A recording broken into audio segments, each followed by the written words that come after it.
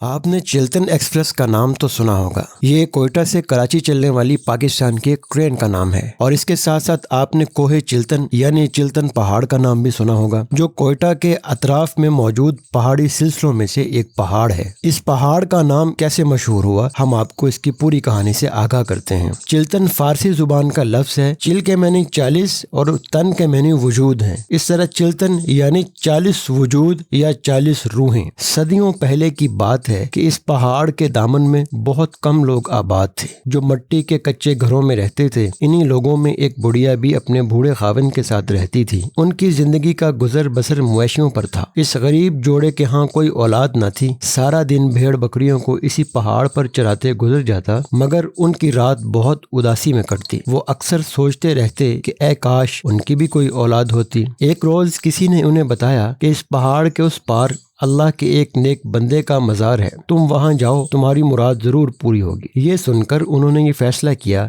कि वो जरूर इस बुजुर्ग के मज़ार पर जाएंगे। अगली सुबह वो मज़ार पहुंचे तो वहां एक बुजुर्ग को अपनी हाजत के बारे में बताने लगे। बुजुर्ग ने उनकी बात को गौर से सुना और कहा, अगर तुम खुदा की राह में अपनी 40 बकरियां कुर्बान कर दो तो तुम्हारी मुराद पूरी हो जाएगी। फरिश्ता सिर्फ जोड़े ने ऐसे ही किया और राह खुदा में अपनी 40 बकरियां कुर्बान कर दी। इस तरह अल्लाह ने इनको 40 बच्चों से नवाजा। शुरू में तो वो बहुत खुश हुए, मगर जल्द ही उनको परेशानी का सामना करना पड़ा। वो इन 40 बच्चों को कैसे पालें और क्या खिलाएं। उन्होंने मिलकर एक फैसला किया कि वो एक बच्चा अपने पास रख लेते हैं और 39 बच्चे इस पहाड़ के दामन में छोड़ देते हैं। उन्होंने ऐसा ही किया। 39 बच्चों को एक गार में छोड़ दिया। एक बच्चे को अपने पास रख लिया। वो बच्चा बहुत उदास रहने लगा था। एक रोज इस माँ को ख्याल आया कि न जाने बच्चे किस हाल में होंगे। वो फौरन पहाड़ की गार की जानब दौड़ी। वहाँ पहुंचकर हैरान रह गई कि तमाम बच्चे जिंदा और बिल्कुल सही हालत में थे। वो बहुत खुश हुई और फौरन वापस दौड़ी कि अपने 40वें बच्चे को लाकर इनसे मिला दे। बुढ़िया ने अपने खामंद को सारी बात बताई और 40वां बच्चा भी पहाड़ के दामन में बाकी बच्चों के दरमियान छोड़ दिया। वापस आई तो वो बच्चे वहीं खेल रहे थे। इसने अपना वो बच्चा भी इनके पास छोड़ दिया